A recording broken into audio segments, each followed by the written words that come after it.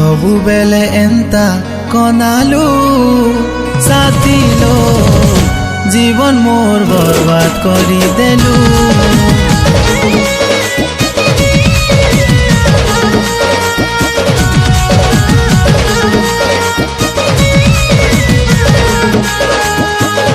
सबु बेले एंता कनालू साथी लो जीवन मोर बर्बाद करी देलू।